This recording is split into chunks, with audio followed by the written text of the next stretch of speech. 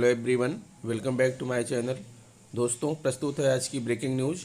नहीं हुआ जिले के भीतर तबादला और पदोन्नति, अब उम्मीद चुनाव के बाद। पति पत्नी में से एक की ही लगे चुनावी ड्यूटी यूटा। प्रशिक्षण में कहीं कोरोना संक्रमित न हो जाए शिक्षक। यूपी टीईटी परीक्षा को लेकर यूपी सरकार सतर्क। यूपी पूरब से पश्चिम तक भीषण ठंड, 2 दिनों में बारिश भी। भर्तियों में भ्रष्टाचार के खिलाफ मुंडन करा के सत्ता का पिंडदान करेंगे प्रतियोगी छात्र। 12 से 14 वर्ष तक के बच्चों को मार्च से लग सकता है टीका। कड़ाके की ठंड में भी 40 लाख बच्चों को स्वेटर नहीं। कोरोना ड्यूटी से गायब चल रहे 50 शिक्षकों पर कार्रवाई। शिक्षा मित्रों, अनुदेशकों, आंगनबाड़ी कार्यकर्ताओं को चुनाव आरक्षित पूल में ही रखें। 26 जनवरी 2022 को गरिमापूर्ण ढंग से मनाए जाने के संबंध में आदेश। आइए देखते हैं दोस्तों खबरें विस्तार से। जी हाँ दोस्तों, आप देख पा रहे हैं खबरें विस्तार से किंग्समैन निहब यूट्यूब चैनल पर। आजमगढ़ पिछले 5 साल में बेसिक शिक्षा परिषद के शिक्षकों का न तो जिले के भीतर तबादला हुआ, न ही पदोन्नति। दूसरे विकासखंड में तबादले के लिए कई बार आश्वासन दिया, लेकिन उसे पूरा नहीं किया गया। पिछले वर्ष शिक्षकों के तबादले को लेकर कवायद शुरू हुई थी। इसे लेकर शिक्षा विभाग के अधिकारियों की बैठक भी हुई थी। अगस्त में स्थानांतरण करने के निर्देश दिए, लेकिन न तो शासनादेश जारी हुआ, न ही प्रक्रिया आगे बढ़ सकी, जिससे शिक्षकों के मन में आस जग गई। इसे लेकर शिक्षकों में इस बात को लेकर नाराजगी है कि अभी तक हमारा स्थानांतरण नहीं हो सका, जबकि गैर जिले के शिक्षकों को अंतर्जनपद तबादले का लाभ मिला। पहले जिले के अंदर हर साल स्थानांतरण होता था, लेकिन 2016 के बाद से स्थानांतरण नहीं हुए। कुछ गिनती के शिक्षकों को पारस्परिक ट्रांसफर का लाभ मिला। बेसिक शिक्षा परिषद के नियमों के मुताबिक नियुक्ति के 3 साल बाद पदोन्नति होनी चाहिए।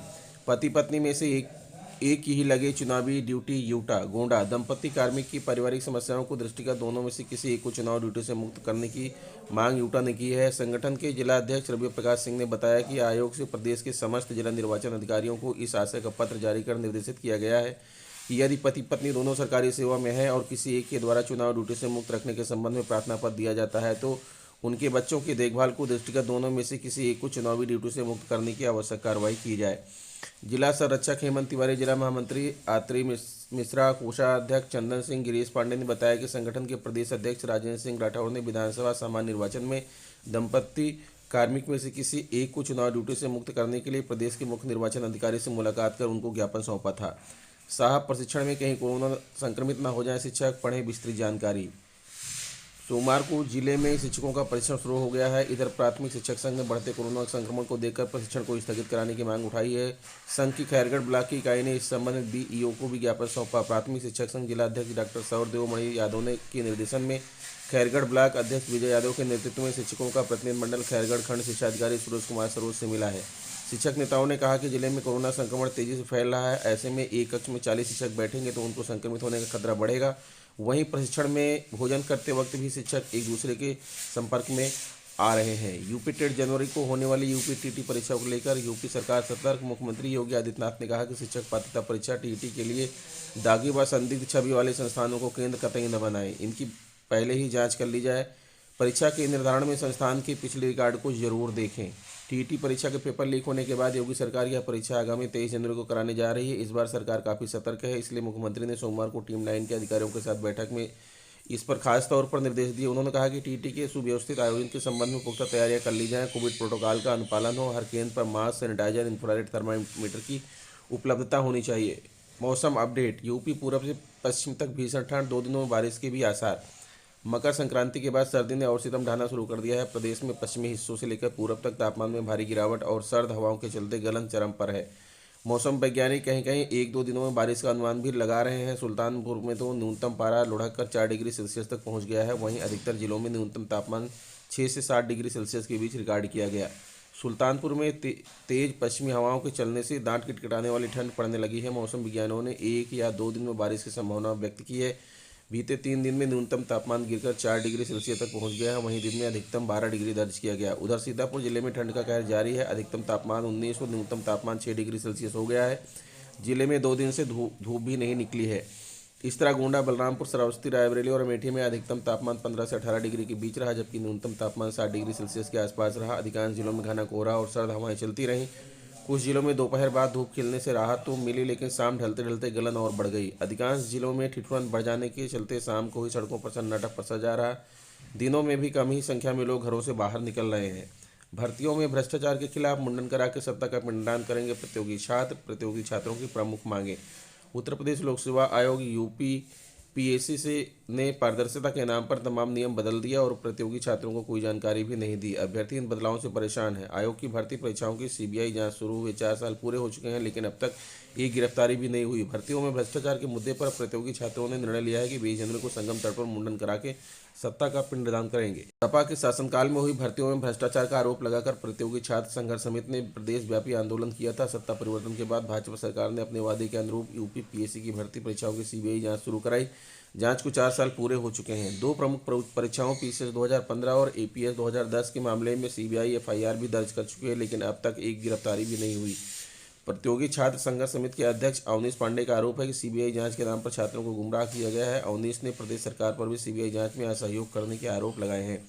12 से 14 वर्ष तक के बच्चों को मार्च से लग सकता है टीका। देश में 12 से 14 आयु वर्ग के बच्चों का मार्च से कोरोना का टीकाकरण शुरू हो सकता है, क्योंकि तब तक 15 से 18 वर्ष आयु वर्ग के किशोरों का पूर्ण टीकाकरण होने की उम्मीद है। देश में 12 से 14 वर्ष आयु वर्ग के बच्चों की आबादी करीब 7.5 करोड़ है। National technical advisory group on immunization NTAGI के कोरोना कार्यकाल के चेयरमैन डॉक्टर एन के अरोड़ा ने सोमवार को उक्त जानकारी देते हुए बताया कि 15 से 18 आयु वर्ग की आबादी करीब 7.4 करोड़ है और 3.45 करोड़ से अधिक को अभी तक कोवैक्सीन की पहली डोज लग चुकी है और 28 दिनों बाद उन्हें दूसरी डोज लगनी है। इस आयु वर्ग के किशोर टीकाकरण प्रक्रिया में सक्रियता से हिस्सा ले रहे हैं और इस गति से बाकी किशोरों को भी जनवरी के आखिर तक पहली डोज लग जाएगी। इसके बाद उन्हें दूसरी डोज लगाने का काम भी फरवरी के अंत तक पूरा होने की उम्मीद है। उन्होंने कहा कि 15 से 18 वर्ष आयु वर्ग के किशोरों का टीकाकरण पूरा होने के बाद सरकार मार्च से 12 से 14 आयु वर्ग के बच्चों का टीकाकरण शुरू करने का नीतिगत फैसला ले सकती है। आईएएनएस के मुताबिक एनटागी के कोरोना कार्यदल की फरवरी में बैठक होनी है। चूंकि भारत के पास टीकों के उत्पादन की पर्याप्त क्षमता है, इसलिए बैठक में 12 से 14 वर्ष आयु वर्ग के बच्चों का टीकाकरण शुरू करने का फैसला लिया जा सकता है। मालूम हो कि drug controller general of India पहले किशोरों के लिए 2 टीकों भारत बायोटेक की कोवैक्सीन और जायडस कैडिला की जायकोडी को मंजूरी दे चुका है। एनटागी के कोरोना कार्यदल के चेयरमैन डॉक्टर एन के अरोड़ा ने जताई संभावना तब तक 15 से 18 वर्ष आयु वर्ग के किशोरों का पूर्ण टीकाकरण फरवरी के अंत तक संभव। देश में 12 से 14 वर्ष आयु के बच्चों की आबादी है, 7.5 करोड़ लग सकती है कोवैक्सीन। कड़ाके की ठंड में 40 लाख बच्चों को स्वेटर नहीं, अफसरों की कार्यशैली पर सवाल। लखनऊ, इन दिनों कड़ाके की ठंड पड़ रही। सरकार ने बेसिक शिक्षा परिषद व सहायता प्राप्त प्राथमिक विद्यालयों में पढ़ने वाले बच्चों को ठंड से बचाने के लिए स्वेटर दिलाने के इंतजाम भी किए हैं, लेकिन अफसरों की कार्यशैली से सभी बच्चों को उसका लाभ अभी तक नहीं मिल सका है। करीब 20 लाख बच्चों के अभिभावकों को जल्द धन मिलने जा रहा है, जबकि 40 लाख छात्र छात्राओं को धन भेजने की प्रक्रिया पूरी नहीं हो पा रही है। सरकार ने पहली बार प्राथमिक विद्यालयों में पढ़ने वाले बच्चों को मुफ्त दी जाने वाली सामग्री खरीदने का जिम्मा अभिभावकों को सौंपा। हर छात्र को 1100 रुपये उनके बैंक खातों में भेजने का निर्देश दिया। नवंबर में 1 करोड़ 20 लाख छात्र छात्राओं के अभिभावकों के खाते में धन भेजा जा चुका है। कोरोना ड्यूटी से गायब चल रहे 50 शिक्षकों पर कार्रवाई। लखनऊ, बेसिक शिक्षा विभाग ने स्वास्थ्य विभाग के सहयोग के लिए होम आइसोलेशन कालिंग और टीकाकरण कालिंग के लिए लगाए गए 50 शिक्षक लंबे समय से ड्यूटी से नदारद थे। मामला संज्ञान में आने पर प्रभारी ने बेसिक शिक्षा अधिकारी विजय प्रताप सिंह को अवगत कराया, जिसके बाद बीएसए ने इन सभी लापरवाह शिक्षकों पर कार्रवाई करते हुए उनका जन्मदिन का वेतन रोकने के आदेश जारी कर दिए हैं। बीएसए ने बताया कि कोरोना से बचाव के लिए नियंत्रण के क्रम में होम आइसोलेशन में रह रहे मरीजों के टीकाकरण के संबंध में कॉल करने के लिए शिक्षिकाओं की ड्यूटी लगाई गई है। इनमें से 50 शिक्षक और शिक्षिकाएं लगातार ड्यूटी से गायब चल रहे थे। शिक्षा मित्रों, अनुदेशकों, आंगनबाड़ी कार्यकर्ताओं का चुनाव ड्यूटी में न लगाएं, आरक्षित पूल में ही रखें। निर्वाचन आयोग ने विधानसभा चुनाव में शिक्षा मित्रों, अनुदेशकों, रोजगार सहायकों, अनुदेशकों, आंगनबाड़ी कार्यकर्ताओं को चुनाव ड्यूटी पर लगाने से रोक लगाई है। आयोग के इस आदेश के बाद मतदान दल गठन की लगभग पूरी तैयारी कर चुके जिला निर्वाचन अधिकारियों की परेशानी बढ़ गई है। आयोग ने मुख्य निर्वाचन अधिकारी अजय कुमार शुक्ल को निर्देश दिए हैं कि मंडलीय पूल से प्राप्त कर्मियों का पूरा उपयोग होने के बाद ही शिक्षा मित्रों, अनुदेशकों, रोजगार सहायकों और आंगनबाड़ी कार्यकर्ताओं को चुनाव ड्यूटी पर लगाया जाए। उन्होंने निर्देश दिए हैं कि जहां तक संभव हो इन्हें आरक्षित पूर्व में रखा जाए। खासतौर पर शिक्षा मित्रों को मतदान अधिकारी द्वितीय और अन्य कार्मिकों को मतदान अधिकारी तृतीय के रूप में ही नियुक्त करने के निर्देश दिए हैं। उत्तर प्रदेश में कोविड गाइडलाइन के अनुसार मतदान केंद्रों का गठन होने से मतदान केंद्रों की संख्या करीब 11,000 बढ़ गई है। 1.74 लाख मतदान केंद्रों पर चुनाव ड्यूटी लगाने के लिए पहले कर्मचारियों की कमी थी। ऐसे में 1.37 लाख शिक्षा मित्रों, 27,000 से अधिक अनुदेशकों, 1.90 लाख आंगनबाड़ी कार्यकर्ताओं और 35,248 रोजगार सहायकों को चुनाव ड्यूटी से बाहर रखने के निर्देश से मतदान दल गठन में परेशानी होगी। उत्तर प्रदेश दूरस्थ बीटीसी शिक्षक संघ के अध्यक्ष अनिल यादव ने आरोप लगाया कि निर्वाचन आयोग शिक्षा मित्रों के साथ सौतेला व्यवहार कर रहा है। दोस्तों, यह आदेश है दुर्गाशंकर मुख्य सचिव उत्तर प्रदेश शासन सेवा में समस्त जिलाधिकारी उत्तर प्रदेश गणतंत्र दिवस समारोह 26 जनवरी 2022 को गरिमापूर्ण ढंग से मनाए जाने के संबंध में। महोदय, गणतंत्र दिवस समारोह को यथोचित गरिमापूर्ण ढंग से मनाए जाने के संबंध में शासन के निर्देश आपको संप्रेषित करने का निर्देश हुआ है। कोविड-19 को दृष्टिगत रखते हुए कोरोना वायरस से बचाव हेतु भारत सरकार एवं प्रदेश सरकार द्वारा जारी दिशा निर्देशों तथा भारत निर्वाचन आयोग द्वारा जारी आदर्श आचार संहिता का अनुपालन करते हुए गत वर्ष की भांति इस वर्ष भी 26 जनवरी 2022 गणतंत्र दिवस समारोह पूरे प्रदेश में सुव्यवस्थित एवं सादगी के साथ मनाया जाए। समारोह की व्यवस्था में परामर्श देने के लिए एक कमेटी गठित कर ली जाए, जिसमें सभी सरकारी विभागों, शैक्षिक संस्थाओं, जिला सैनिक कल्याण कार्यालय आदि के प्रतिनिधियों को शामिल किया जाए। कार्यक्रम स्थानीय सहूलियत और आवश्यकताओं को ध्यान में रखकर बनाया जाए। आपकी सुविधा के लिए प्रस्तावित कार्यक्रम की रूपरेखा नीचे दी जा रही है। प्रातःकाल 8:30 बजे सरकारी भवनों पर झंडा अभिवादन हो और इस अवसर पर संविधान में उल्लिखित संकल्प के स्मरण तथा राष्ट्रगान गायन की व्यवस्था की जाए। शिक्षण संस्थाओं में राष्ट्रध्वज प्रातः 10 बजे फहराया जाए। इस अवसर पर राष्ट्रीय एकता, अखंडता, धर्मनिरपेक्षता और सांप्रदायिक सौहार्द की भावना को मजबूत बनाने पर बल दिया जाए।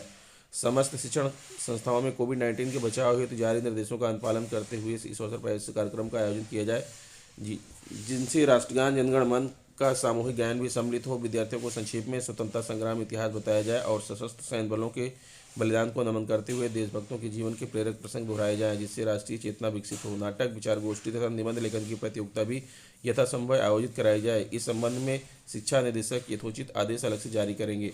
झंडारोहण कार्यक्रम के तुरंत बाद पुलिस परेड की जाए। परेड की सलामी मंडलायुक्त जिलाधिकारी लेंगे। परेड में जिले के स्वतंत्रता संग्राम सेनानियों तथा सैन्य बल कर्मियों की विधवाओं और अभिभावकों को भी ससम्मान आमंत्रित किया जाए। दिन में शिक्षण संस्थाओं में खेलकूद, साइकिल रेस आदि का आयोजन किया जाए। इस संबंध में खेल विभाग द्वारा जारी किए गए आदेशों के अनुसार कार्रवाई की जाए। तीसरे प्रहर में एनसीसी, स्काउटों और गाइड आदि का सम्मिलित रूट मार्च कराया जाए।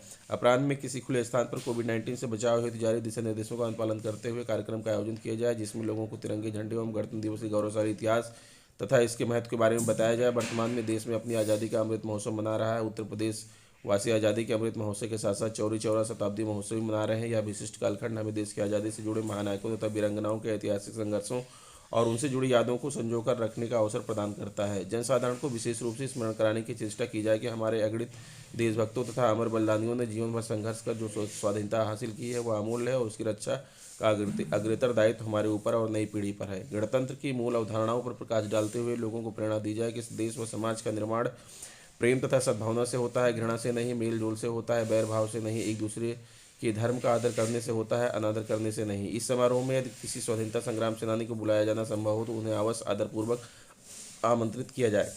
बढ़ते हुए प्रदूषण तथा बढ़ती जनसंख्या से हमारी विकास यात्रा प्रभावित हो रही है। सुखमय भविष्य के लिए स्वच्छ पर्यावरण तथा सीमित परिवार की आवश्यकता को रेखांकित किया जाए। जनसाधारण को यह समझाने का प्रयास किया जाए कि राजनीतिक स्वाधीनता के बाद हमें आर्थिक स्वाधीनता तथा सामाजिक बराबरी के लिए अनेक कदम उठाने हैं। समारोह कार्यक्रम में सम्मिलित होने वाले सभी व्यक्ति मास्क लगाएं तथा इनकी थर्मल स्क्रीनिंग भी की जाए। इसके मध्य 2 गज की दूरी सुनिश्चित की जाए। कार्यक्रम स्थल पर हैंड सैनिटाइजर की पर्याप्त व्यवस्था की जाए। यह भी सुनिश्चित किया जाए कि खांसी, जुकाम, बुखार जैसे लक्षण युक्त व्यक्ति प्रतिभाग न करें। अतः उक्त बिंदुओं को ध्यान में रखते हुए गणतंत्र दिवस कार्यक्रम को सुव्यवस्थित ढंग से मनाया जाए। दुर्गा शंकर मिश्र, मुख्य सचिव। तो दोस्तों, ये रहा आज का ब्रेकिंग न्यूज़। आशा करता हूँ वीडियो आपको अच्छी लगी होगी। अगर वीडियो आपको अच्छी लगी है तो प्लीज़ मेरे चैनल को सब्सक्राइब कर लीजिए, बेल आइकन को प्रेस कर दीजिए। मिलते हैं आपसे नेक्स्ट वीडियो में कुछ नई जानकारी लेकर। तब तक के लिए नमस्कार।